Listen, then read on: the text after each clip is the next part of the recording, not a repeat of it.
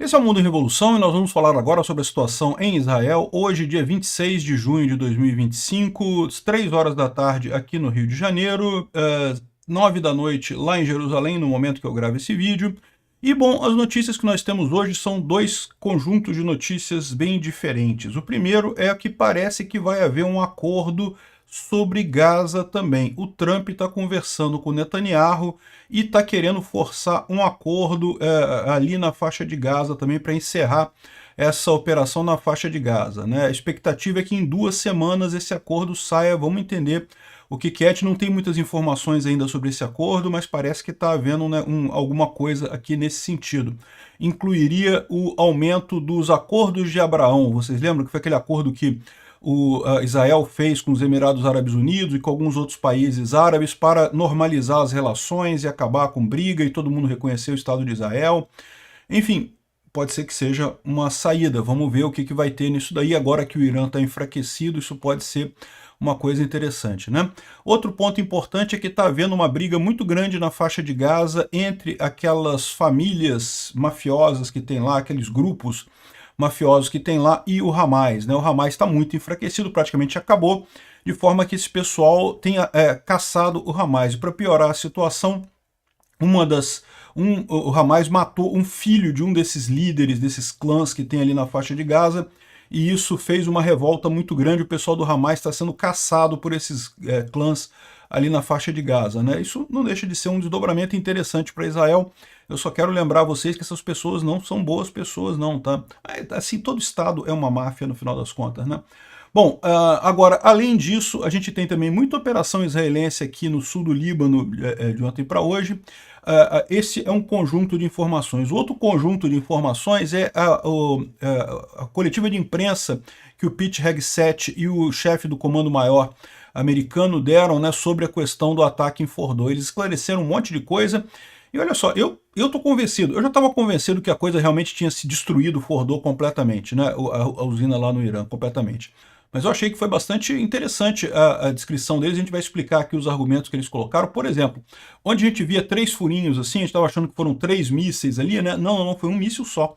É porque quando o míssil entra, né, o vapor saía pelo resto. Lembra que eles usaram uma exaustão, um local de exaustão, que era justamente onde era mais fraco, né, para o míssil entrar lá e conseguir explodir lá embaixo, né? E aí os outros buraquinhos, 2 buraquinhos do lado, é o vapor de exaustão saindo no momento que o míssil estava entrando lá, ou seja, faz sentido, tá? Eu acho que realmente destruiu completamente lá. Vamos ver esses argumentos. Essas notícias foram sugeridas por Sou Judeu Sim e Daí, Janja é agente da CIA e várias outras pessoas. Obrigado aí ao pessoal que sugeriu notícias lá no nosso site, no wrevolving.com. E obrigado a você que está assistindo o nosso vídeo. Se você gosta do nosso conteúdo, por favor, deixe o seu like, se inscreva aqui no canal, né? Então vamos à primeira parte da notícia, que é o primeiro grupo de notícias, que é: olha só, o Netanyahu e o Trump parece que estão discutindo um acordo para a faixa de Gaza, né? A ideia seria, em 2 semanas, expandir os acordos de Abraão e resolver o problema da faixa de Gaza. A gente não tem nenhum detalhe ainda sobre como seria isso, se teria devolução de reféns, o que aconteceria com Hamas, quem controlaria a faixa de Gaza, não temos nenhuma informação. Só que o Trump e o Netanyahu estão conversando. Aparentemente estão conversando. O Trump agora todo empoderado, né, tá mandando ver, né? E o Netanyahu deu uma declaração que, assim, ele não disse que vai haver acordo, mas ele disse, assim, indiretamente. Olha só o que ele disse aqui: nossa tradição ensina, o Senhor dá força a seu povo, o Senhor abençoa seu povo com a paz. E nós lutamos com força e ganhamos sobre o Irã. Essa vitória criou uma real oportunidade de expandir o círculo da paz. Nós estamos buscando isso com determinação. Juntos vamos trazer nossos reféns para casa, derrotar o Hamas, e agora temos uma rara oportunidade. Nós não podemos perder essa oportunidade, nem um dia pode ser perdido. Deu a entender que pode ser que os outros países árabes estejam oferecendo alguma coisa. Não, vamos todo mundo assinar o acordo de Abraão com Israel, todo mundo reconhecer Israel e acabar com essa brincadeira. Em troca, Israel meio que faz alguma coisa lá com Hamas para não destruir completamente a coisa, encerra. Não sei, eu estou sugerindo aqui, a gente não sabe ainda qual é esse acordo que está sendo negociado, mas é uma boa notícia. Pode ser que essa guerra chegue ao final, também a guerra de Israel com o Hamas, né? por enquanto, a coisa não está fácil não, tá? Porque ali em Khan Yunis, uma briga muito grande surgiu entre as milícias do Hamas e uma família lá desses grupos, né? Tem vários clãs lá dentro da faixa de Gaza, tá? Que são pessoas que fazem contrabando, que fazem, né? São criminosos também, são máfias também, né? Mas pelo menos não são máfias anti-Israel, então, assim, uma máfia um pouco menos pior, né? Só que como o Hamas, infelizmente, matou um dos filhos de uma dessas famílias, né? Parece que está tendo uma grande briga ali, né? Aqui, ó. A Abu Sayed, que seria a família que teve o filho morto nessa história, e outros clãs de Gaza fizeram uma marcha hoje em Gaza. Aqui, pô, é bastante gente, cara. A galera lá é poderosa, aqui, ó, prometendo vingança contra o Hamas depois que matou um dos filhos do Abu Sayed, né? Abu, se não me engano, é pai, né? Então ele deve ser o patriarca da família, o Zayed deve ser o patriarca da família, e o pessoal lá não tá enfrentando o Hamas. De novo, é bom isso daí? Eu não sei dizer se é bom, cara, porque é complicado, mas talvez seja menos pior realmente esse tipo de coisa, né? Aqui, ó. O clã Barbá e o Hamas também começaram a ter brigas também na região de Mawasi e Khan Yunis em resposta aos ataques dos operativos do Hamas no Hospital Nasser. Então aqui a gente está falando de uma outra família, o clã Barbá, que também está brigando com o Hamas. Então, ou seja, vários clãs ali na faixa de Gaza estão brigando com o Hamas, porque o Hamas, houve uma época que o Hamas era a polícia da faixa de Gaza, né? Era o governo da faixa de Gaza, ele combatia essas outras máfias e coisa e tal. Só que agora o Hamas está tão enfraquecido que o pessoal tomou conta ali, né? Metralhadoras e coisas, esse pessoal atacando o Hospital Nasser, porque lembra, por que Israel faz operações próximo de hospitais na faixa de Gaza? Porque os hospitais são usados pelo Hamas para se manter, né? Então, na verdade, são bases do Hamas. Agora, esse outro grupo, o clã Barbá, ele também está entrando lá nesse hospital justamente porque, né, tem que atacar o Hamas, não tem alternativa, né? Pelo menos 20 pessoas foram mortas ou feridas, 3 ambulâncias e 3 veículos foram danificados, e a entrada do hospital está completamente destruída, né? De novo, de quem que é a culpa disso daqui? A culpa é do Hamas, de usar o hospital como local de base de operações, né? Bom, mas continuam também os ataques israelenses ali na faixa de Gaza. Teve um ataque grande aqui contra a cidade de Gaza e o campo de Jabalia. Aqui dá para ver aqui realmente uma nuvem grande aqui atacando, Israel atacando algum esconderijo do Hamas ali na região, né?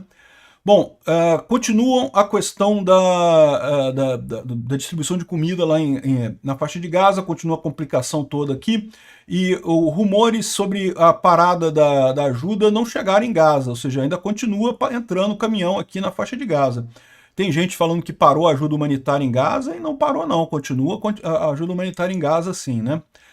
Bom, falando um pouco sobre o fim da guerra lá com o Irã, né? Um C-130 da Força Aérea Israelense foi visto sobrevoando a Síria, bem baixinho aqui, ó, num deserto a uma altitude baixa, né? Aparentemente não faz sentido ser um avião de carga de alguma coisa, provavelmente ele está extraindo os agentes israelenses do Irã. Então o mais provável, que é mais de um, né? Tem mais de um avião aqui, ou seja, o mais provável é que os agentes israelenses que estavam no Irã cruzaram a fronteira, talvez com o Iraque ou alguma outra coisa. Israel foi lá, pegou eles, está trazendo de volta para Israel. Sucesso muito grande, né? Que provavelmente estão transportando as forças especiais do exército israelense, do Mossad, que estavam no Irã, ou em alguma base mais avançada na Síria, né? Então, eu tenho uma forte suspeita, segundo diz o Cairo aqui, que a Síria permitiu o uso secreto das suas bases militares ali no deserto por Israel para evacuação e extração dessas forças. É o que o pessoal está suspeitando, né? Que bom que esse pessoal voltou para Israel são e salvo, né? Bom, e curiosamente, teve uma tentativa de assassinato em Teherã, tá? Isso aqui a gente não sabe muito bem quem que fez, se foi Mossad, se foi briga interna lá no poder lá do Irã, né? Porque lembra, agora que o poder central do Irã está meio enfraquecido, não seria estranho surgirem brigas lá entre facções políticas lá no Irã e alguém tentou assassinar alguém aqui. Isso aqui não foi míssil, não foi drone, não, tá? Foi tentativa de assassinato, botaram uma bomba lá, explodiram a bomba na casa do cara, né? Ou seja, mais uma vez, essa operação israelense foi um sucesso enorme. Está aqui a lista de 30 generais iranianos mortos, segundo o chefe do exército. A gente está falando aqui de generais iranianos. Não estamos falando da Guarda Revolucionária Islâmica do Irã. Aqui, porque lembra, né, o Irã tem duas estruturas militares independentes. Tem o exército do Irã, as forças armadas do Irã, que já existia há muito tempo, e quando os ayatolás tomaram o poder lá em 79, eles criaram a Guarda Revolucionária Islâmica do Irã, que hoje é maior do que o exército. Então isso daqui são só os generais do exército que foram mortos, generais que foram mortos nesse ataque israelense. Então realmente impressionante aqui a força disso, né? Então, ou seja, isso aqui conclui a nossa primeira parte, que é essa parte do que está acontecendo ali em Gaza. A gente tem uma expectativa agora de que a guerra na faixa de Gaza também chegue ao final, né? Agora, o Instituto para o Estudo da Guerra fala aqui sobre a reunião do Reg 7, e é o assunto nosso principal. Hoje pela manhã, mais cedo, teve uma reunião lá no Pentágono, né, uma coletiva de imprensa, em que o Pete Hegseth, que é o ministro da Defesa lá dos Estados Unidos, secretário da Defesa que eles chamam lá, né, ele falou sobre a situação de Fordó para garantir para a imprensa que... Primeiro ele criticou muito a imprensa, falou como é que vocês têm coragem de ficar desacreditando o trabalho dos bravos soldados americanos e não sei o que lá. A vontade que vocês têm de criticar o Trump é tão grande que vocês ficam falando um monte de merda e coisa e tal. Então acabam ofendendo os soldados que arriscaram a vida para isso. Enfim, fez lá um discurso bacana. Agora, assim, em termos de informação mesmo, porque no final das contas, meu amigo, eu entendo, eu acho que é realmente chato desacreditar os soldados e coisa, mas e aí, destruiu mesmo ou não destruiu, né? Em termos de informação, ele trouxe, foi ele e o general Hazim Kane, que é o chefe do Estado-Maior das forças americanas, foram os dois que falaram, e contaram também sobre a defesa da base americana no Catar, né? Que eles tiraram a maior parte das coisas de lá, mas ficou um grupo lá para proteger a base, um grupo de pessoas jovens entre 21 e 28 anos, que foi responsável por apagar os mísseis que vieram do Irã e conseguiram detonar todos eles, muito bacana, né? Pois bem, aí das coisas interessantes que foram ditas na reunião, né? É lógico, eles disseram que acabou mesmo, foi destruído, foi obliterado Fordó, não tem nenhuma chance de ter qualquer coisa lá funcionando. Eles disseram aqui, não existe ninguém em Fordó nesse momento, ninguém consegue entrar em Fordó. O programa nuclear do Irã foi destruído, desmantelado, arrasado, né? Escolha o termo que você quiser. O reporte de inteligência que foi vazado é porque alguém queria dizer isso, que isso era uma falha e coisa e tal, né? Enfim. E uma coisa interessante que eles colocaram, né? A gente viu 3 furinhos, 3 furinhos aqui, 3 furinhos aqui. E agora a gente fica sabendo, eles explicaram isso, que não, que na verdade aquilo ali foram um furo só de cada lado. Os outros 2 é porque justamente eles atiraram onde era a exaustão, né?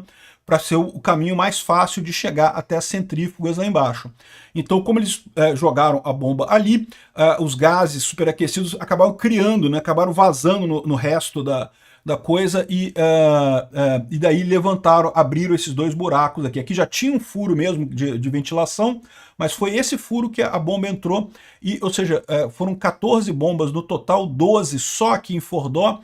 E se são 2 buracos, a gente vai imaginar que foram 6 mísseis. Os 6 foram neste mesmo buraquinho aqui. Não teve... Aí ele explicou, né? Porque isso daqui tinha uma grande capa de concreto em cima. Então tinha um teto de concreto em cima. Aí o primeiro míssil que eles lançaram foi exatamente para destruir essa capa de concreto. Então o primeiro míssil provavelmente não foi penetrante, foi só para chegar ali e explodir essa capa de concreto. No que expôs o sistema de ventilação, aí os outros mísseis todos foram para entrar por ali e destruir a instalação lá embaixo, né? E que, segundo os soldados, eu fico me perguntando, ninguém gravou isso? Não teve filme disso, porque, segundo eles estavam dizendo, os pilotos reportaram que foi um brilho enorme, que realmente muita coisa queimou lá, a gente viu muita coisa pegando fogo, né? E o pessoal lembra que urânio pega fogo, tá? Urânio em pó pega fogo, né? Na forma, a gente não sabe exatamente como que está armazenado o urânio nessa centrífuga do Irã, mas o urânio pega fogo sim, né? Então pode ter sido isso, uma grande explosão com urânio. A gente viu que realmente o local depois ficou coberto de um pó cinza, que a gente não sabe o que é, né? Mas pode ser justamente esse resultado dessa queima ali, né? Ele mostrou aqui que com a ajuda de Israel, aqui teve crateras que foram criadas aqui nas estradas de entrada lá em Fordó. Isso daí foi justamente criado por Israel para, né, destruir para não deixar ninguém entrar e sair. Destruíram os prédios também que tinham ali nos dias anteriores, né, os prédios de defesa antiaérea e coisa e tal. e o ataque em si foram esses 3 furinhos aqui, 3 furinhos aqui. Lembrando que não são 3 furos, o tiro foi tudo num furo só, foram 6 bombas em cada furo desse daqui, e os outros furos é só o vento, né, a saída do material lá de dentro, né? Então, ou seja, muito interessante essa explicação deles lá do que foi o ataque. É lógico, teve perguntas diversas, por exemplo, se alguém moveu o urânio enriquecido de lá, e o pessoal falou que não, Israel tem vigilância 100%, 24/7 daquela região. Se tivessem movido o urânio, o Israel teria ficado sabendo. Na verdade, o que aconteceu, segundo eles disseram, é que moveram o urânio de Natanz e Isfahan para Fordó, porque acharam que Fordó era mais protegido, então levaram o urânio para Fordó. Em Fordó é que estava todo o urânio iraniano, né? Aí não foi detectada radiação na superfície ali da região. Por quê? Porque é muito fundo o negócio explodiu lá embaixo, a radiação ficou por lá, saiu só ventinho daquela coisa ali, né? E eles mostraram aqui um teste, aqui, não, cadê o teste? O teste está aqui, esse aqui é o teste que eles mostraram da bomba penetrante aqui que destruiu a coisa, né? Tem a imagem aqui, ó, em câmera lenta da bomba entrando e explodindo aqui. Isso aqui não é Fordó, evidentemente, é um local de teste que os americanos fizeram ali. Aqui, ó, tá vendo a bomba chegando aqui e ela começa a penetrar a rocha e, caramba, até as aletas dela fecham para dar o máximo de penetração possível, né? E aí ela penetra, aqui é rocha, né? Ou seja, ela penetrou na rocha ali e depois a gente vai ver embaixo ela explodindo aqui. Aí aqui ela sai aqui embaixo, e aí aqui já está a bomba aqui embaixo, e aí ela vai explodir, e foi o teste dela, né, a destruição grande que você tem nisso daí, né? Então, assim, a explicação foi muito bacana, explicou bem como é que é o tipo de dano que está acontecendo, que é tudo considerado de acordo com esse negócio. Eles explicaram que essa questão de Fordó, isso não foi uma coisa feita às pressas. Os Estados Unidos já sabia de Fordó desde 2012. Então o exército americano já tinha um grupo encarregado de estudar como destruir Fordó. Então já havia todo um plano, já tinha todas as informações sobre quantas camadas de terra, de concreto, de aço que tinha naquilo ali. Eles sabiam de tudo que tinha ali naquela estrutura.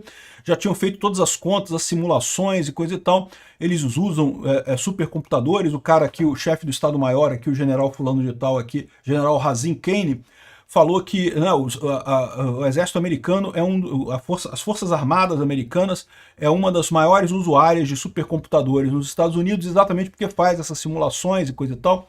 Então esse plano foi muito bem concebido e foi um sucesso completo, né? E o pessoal tem feito aqui algumas considerações sobre isso também, aqui, e uma das coisas que o pessoal fala é isso, né? A impressão que dá da cinza azul que estava toda a montanha depois do GBU, o que poderia ser isso, né? E aí o que queimou tão intensamente ali em Fordó para gerar essa cinza que está ali, né? A resposta está nos relatórios. De acordo com o relatório, o que foi liberado ali é que estava o urânio a 60%, né?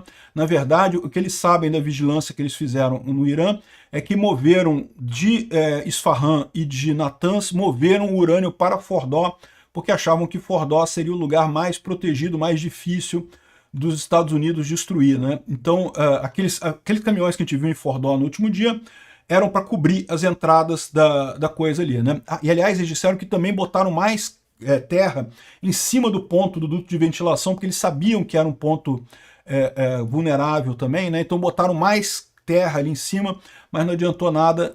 O que queimou, então? O urânio enriquecido, né? O urânio 235, o pó de urânio 235, ele é inflamável, ele pega fogo e pega fogo com muita força, né? Você sabe que tem vários metais, urânio é um metal, tá? Não é uma coisa que a gente esteja acostumado a ver pedaços de urânio por aí, mas o urânio é um metal e tem vários metais que pegam fogo, justamente porque tem fazem uma reação muito violenta com oxigênio, e acabam gerando uma explosão, um incêndio. Alumínio pega fogo, pó de alumínio pega fogo com muita facilidade, é um risco de explosão enorme, né? Magnésio é altamente explosivo. Enfim, urânio também.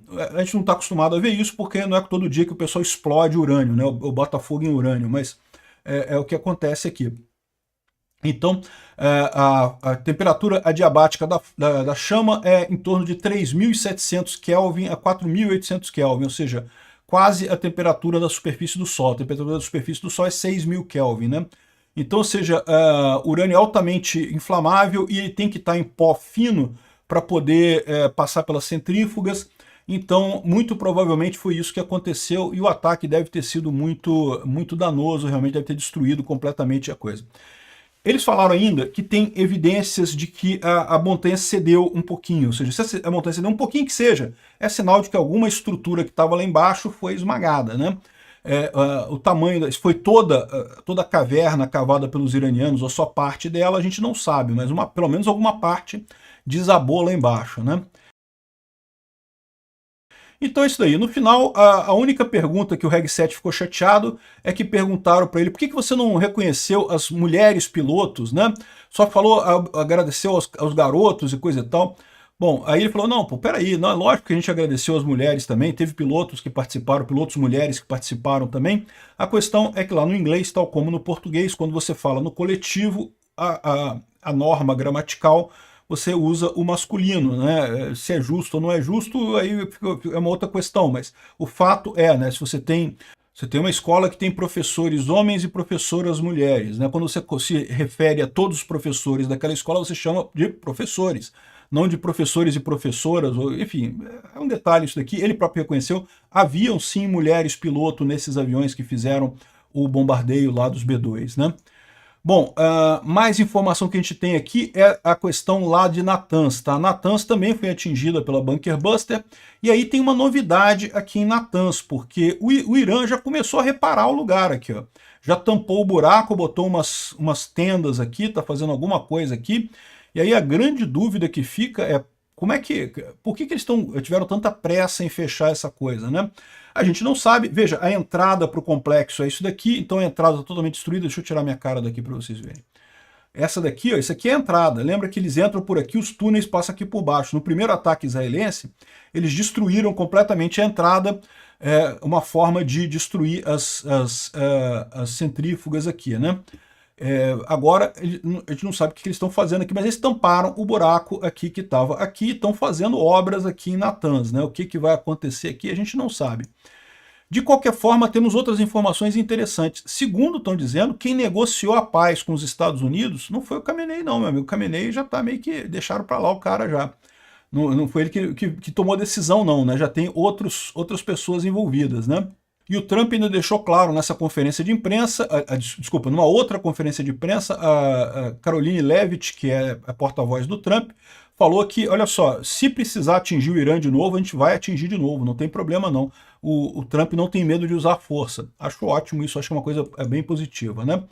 Bom, o pessoal está vendo aqui a possibilidade do Irã se desmanchar em vários lugares. Eu não acho que vai acontecer isso não, tá? Porque como não destruíram o governo, como não forçaram a mudança de regime, então eu acho que é pouco provável que você tenha a dissolução do Irã. Mas o pessoal está vendo aqui as várias minorias do Irã que você tem, o Baluquistão, enfim, tem uma série de outras minorias aqui, tem curdos também aqui no Irã, enfim, não acho que vai acontecer a dissolução do Irã, não. E bom, a colocação aqui do pessoal é que essa guerra dos 12 dias acabou e que Israel demoliu seus inimigos em todo o Oriente Médio. Ou seja, essa vitória, muita gente vê isso daí como apenas um plano de Israel para evitar que o Irã tivesse bomba atômica, mas na verdade foi uma vitória muito maior. Israel mostrou dominância, Israel e os Estados Unidos mostraram dominância sobre os países ali do Oriente Médio, de forma que o futuro pode ser muito mais pacífico ali agora que a gente tem essa situação, né? O pessoal traz aqui a quantidade de locais atingidos, a gente falou sobre isso no último dia, o quanto que a capacidade técnica israelense e americana é muito superior à dos países, ali, os outros países do Oriente Médio. Então, no final das contas, a visão é que foi um resultado muito positivo, talvez muito mais positivo. A gente só vai ter noção disso muito mais à frente. Mas é capaz de a gente entrar numa era de muito mais paz ali no Oriente Médio agora. Talvez por isso a pressa em fechar a questão palestina, que por mais que seja um negócio que não afeta muita coisa, que seja uma questão de honra de Israel, o fato é que muitos árabes ali na região ficam chateados com essa guerra palestina, talvez seja esse o objetivo, né? Outra coisa curiosa que o Trump colocou aqui, ele fez uma grande postagem aqui, achando um absurdo que a justiça de Israel está perseguindo o Netanyahu, né? está correndo atrás do Netanyahu porque ele usou, que teria errado alguma coisa, enfim. Existe uma certa perseguição contra o Netanyahu em Israel, da mesma forma que teve perseguição contra o Trump nos Estados Unidos e tem perseguição contra o Bolsonaro aqui no Brasil. É um absurdo a esquerda se agarrar na justiça para tentar fazer pontos políticos, né? E está fazendo isso por quê? Porque está vendo que está perdendo apoio popular, a população não apoia mais a esquerda, o que resta para eles é tentar usar a justiça para conseguir se manter relevante. É uma tentativa desesperada e que pode causar a capacidade da própria justiça, pode macular a própria legitimidade da justiça dos países, né? O Trump está criticando muito aqui o fato de que o Netanyahu foi chamado a prestar depoimento num tribunal lá, devido a algum tipo de... alguma ação que estão movendo contra ele lá. Estão movendo um monte de ações contra ele lá em Israel, né? Bom, aí o Trump... Vocês sabem que no encontro de Haia lá da OTAN, né, o Mark Rutte, que é o chefe da OTAN, fez um comentário que muitos jornalistas entenderam que ele chamou o Trump de daddy. Depois ele disse que não, daddy é tipo paizinho, né, no sentido de, né, íntimo, assim, painho, a gente chama de painho aqui no Brasil, né, painho. É aquele negócio, né? O Mark Rutte teria usado painho com o Trump para referir ao Trump. Ele disse que não, tá? Ele disse que falou outra coisa, mas deram a entender isso, né? O Trump já pegou isso aí agora, já está fazendo a camiseta aqui, Daddy. Bom, uma outra notícia positiva, o petróleo está caindo bastante, já está mais barato do que antes do início do conflito, de fato, aqui está caindo bem o preço do petróleo, o que é uma ótima notícia para todos nós aqui no Brasil e no resto do mundo, né? E bom para a Ucrânia também, na guerra com a Rússia. Finalmente, só uma última notícia aqui, a Azealia Banks, que é uma cantora, ela é cantora, eu confesso que eu não conheço, gente, não sou muito ligado à cultura pop americana, mas ela cancelou um show porque os promotores estavam exigindo que ela fizesse uma declaração pró-Palestina, liberte a Palestina e não sei o que lá. É o que eu falo para vocês, a esquerda montou na mídia, nas universidades e no show business uma estrutura de domínio esquerdista que é impressionante, cara. Por que tudo quanto é jornalista aqui no Brasil é de esquerda? Porque os jornalistas que não são de esquerda não sobem na carreira não, cara. O topo é dominado pela esquerda, se você não rezar a cartilha da esquerda, ipsis literis, você não é promovido, você não sobe. A mesma coisa nas universidades. Por que a universidade tem tanto professor de esquerda? Porque, de novo, se você for de direita, você não é promovido, você é limado da faculdade, sua carreira é interrompida. Só deixam subir a esquerda. A esquerda é o projeto granciniano, né, de domínio dos países, né, domínio da cultura. E os artistas têm esse negócio também. Muitos artistas criticaram Bolsonaro nas eleições, mas por pressão dessa turma do showbiz. Se você não criticar, a gente não vai te apoiar mais, não vai chamar mais para show e coisa e tal. E aparentemente era isso que estavam fazendo com a Azealia Banks.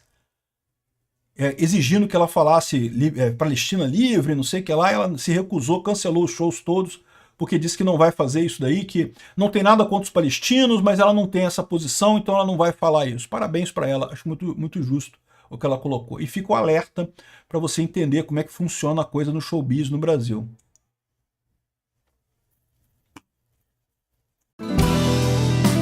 Obrigado por assistir o vídeo até o final.